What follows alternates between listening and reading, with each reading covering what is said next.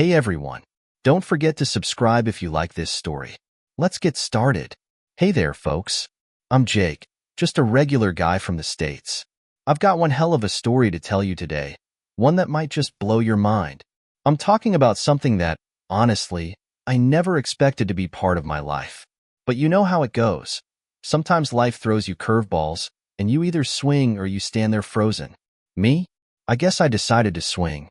But before we get to the crazy part, let me back up and give you a little context.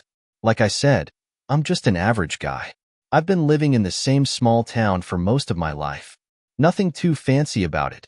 A quiet place where everybody knows everybody. That's actually how I met my two best friends, Sarah and David. Sarah and I go way back to high school. We've always been thick as thieves, like two peas in a pod. It wasn't one of those awkward boy-girl friendships where one of us was secretly in love with the other. No, it was just pure, genuine friendship. We helped each other through the tough stuff. Family dramas, bad breakups, you name it. She was the kind of friend I could call at 3 in the morning, and she'd answer without a second thought. David came into the picture a little later.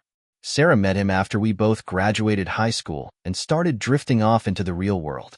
She was working as a nurse by then, and David was an electrician, a solid guy with a good heart and a dry sense of humor that caught you off guard at times. The first time I met him, I could tell he was good for Sarah. They just fit together. He wasn't the loudest guy in the room, but when he spoke, people listened, you know? Over the years, the three of us became a close-knit trio. We'd hang out on weekends, go to concerts, or just chill out at someone's place with a few beers and the game on TV. It was easy, comfortable, the kind of friendship where nothing really needed to be said because we all just got each other. No drama, no weirdness. Just friends being friends. Now, you're probably thinking this sounds like your typical small-town friendship, and you wouldn't be wrong. It was. But what happened a little while back? Yeah, that was anything but typical. It all started on one of those warm Saturday afternoons, the kind where the sun's out, the grill's going, and the beer's flowing. Sarah and David had invited me over for a barbecue at their place. Nothing unusual there. They loved hosting, and their place had a huge backyard that was perfect for gatherings. We spent most of the day outside, laughing, reminiscing, and throwing back a few cold ones. We were just a few hours in, grilled steaks on the table, half-empty beer bottles scattered around. When the conversation shifted to more personal topics, it wasn't anything weird at first. Just the kind of stuff close friends talk about. Life, work, relationships. But then Sarah and David exchanged this look. You know, the kind of look people give each other when they've got something on their minds, but aren't quite sure how to bring it up. Yeah, that one. I didn't think much of it at first, but then Sarah cleared her throat and said, "Jake, there's something we've been wanting to talk to you about."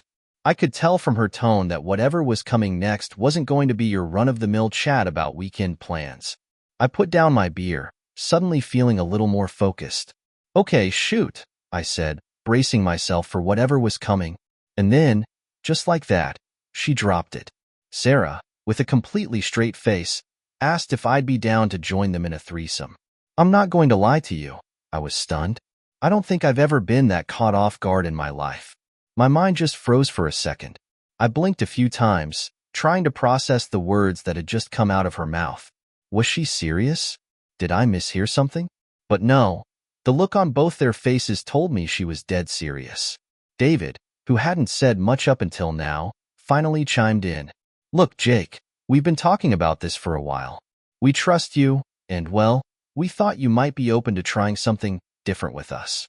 I've got to be honest with you, I didn't know what to say. I mean, this was totally out of left field. A threesome? With my two best friends? It wasn't something I'd ever thought about, at all. But there they were, both looking at me like this was the most normal conversation in the world. I sat there in silence for a minute, trying to wrap my head around it. My mind was racing. A part of me was screaming, "What the hell are you thinking? This is insane." But another part of me was, well, curious. I trusted them. I knew that if they were bringing this up, it wasn't just a whim or something they hadn't thought through. They weren't the type to risk a friendship over something that wasn't important to them. So, after what felt like an eternity of thinking, I made my decision. I looked at both of them and said, "All right, let's do it." I couldn't believe the words were coming out of my mouth, but there they were. I figured, why not? Life's too short to be afraid of trying new things. What was the worst that could happen? We were all adults, after all. We could handle this, right? And that, my friends, is how it all began. A casual barbecue turned into something I never saw coming. But hey, sometimes the unexpected makes life interesting. And trust me, things got a whole lot more interesting from there. But I'll save the rest for the next part of the story. I was still reeling from their proposal when Sarah jumped in to explain.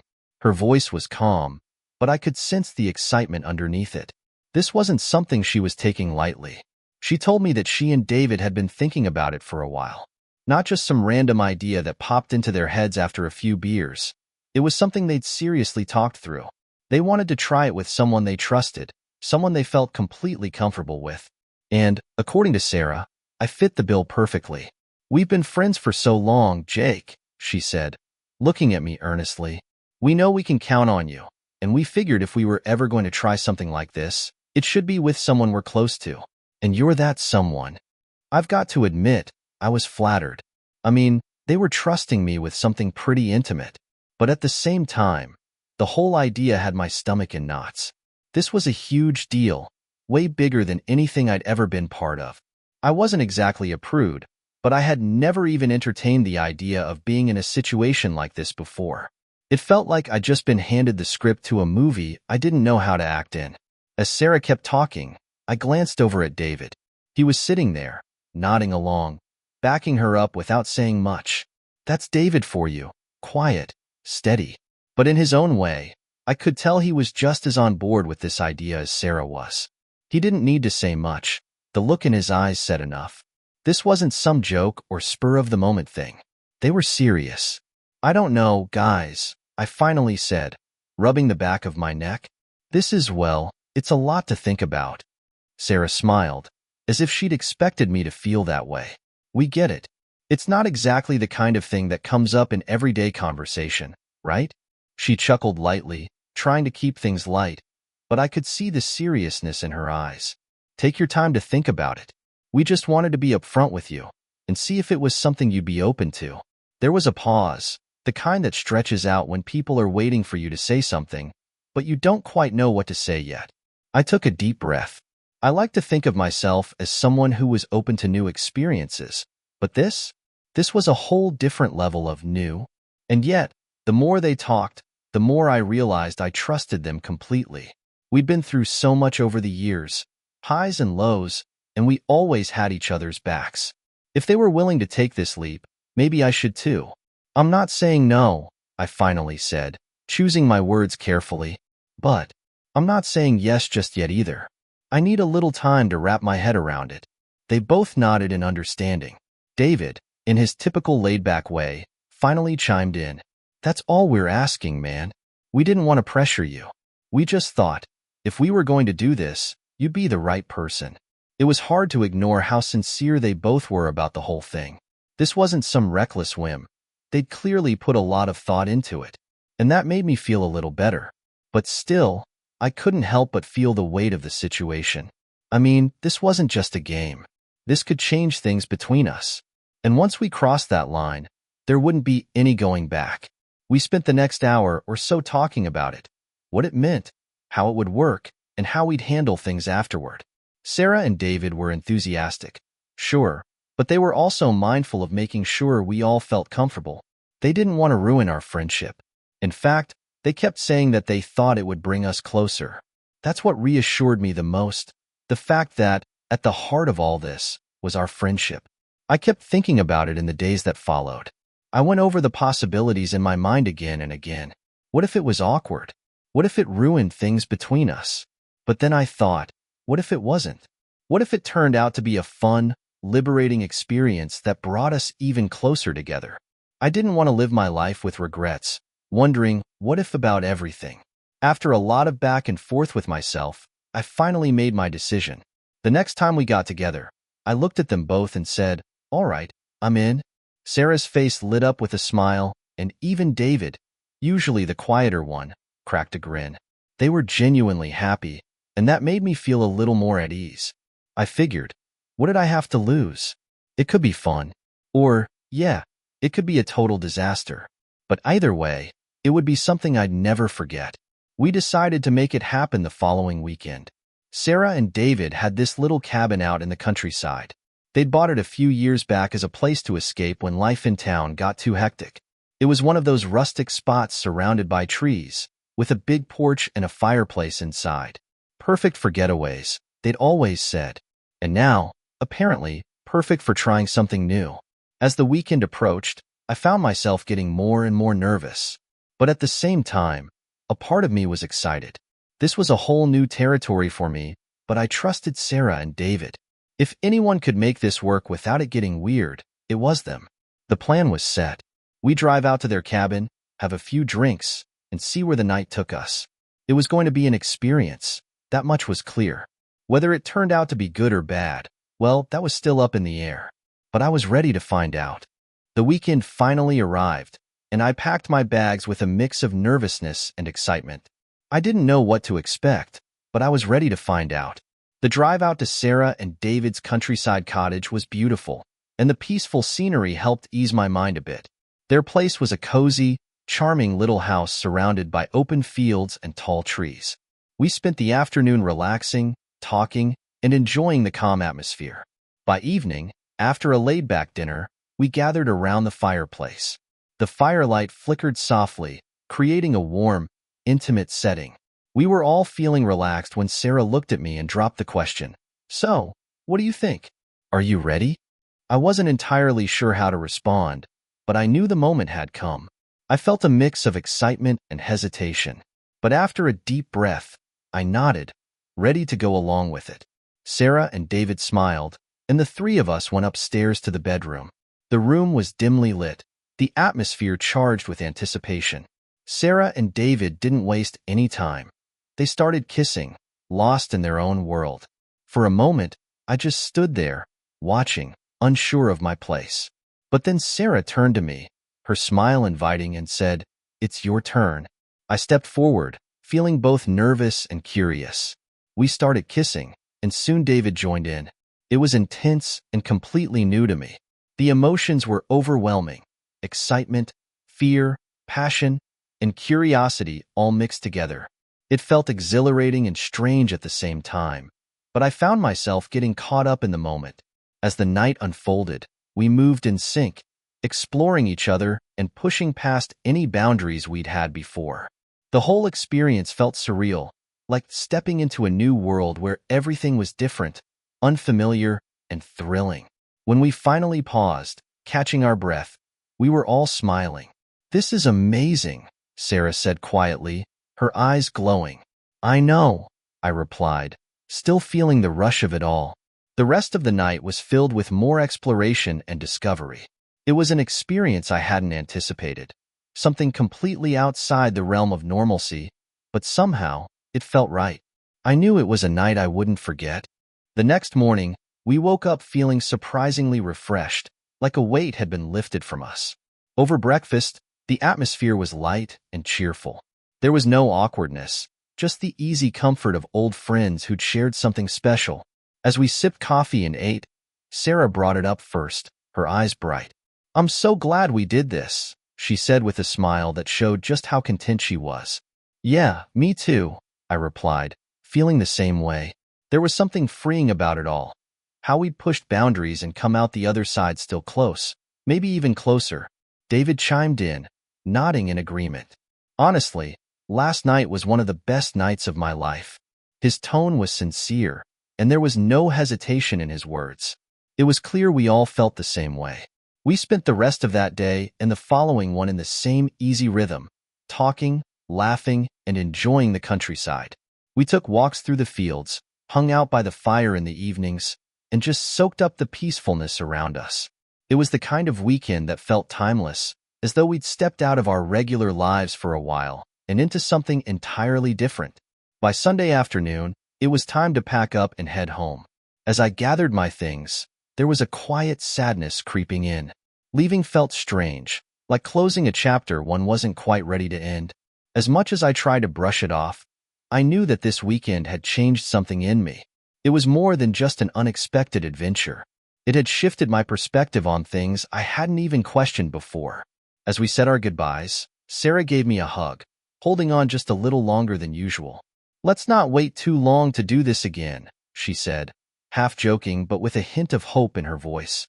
"Yeah, I'd like that," I replied, though deep down I wasn't sure when, or if, something like this would happen again.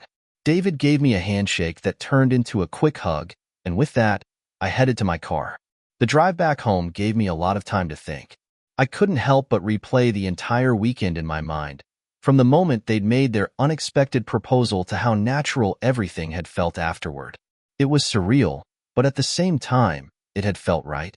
The experience had opened my eyes to new possibilities, to pushing past comfort zones, and to the idea that life didn't always have to follow the same script.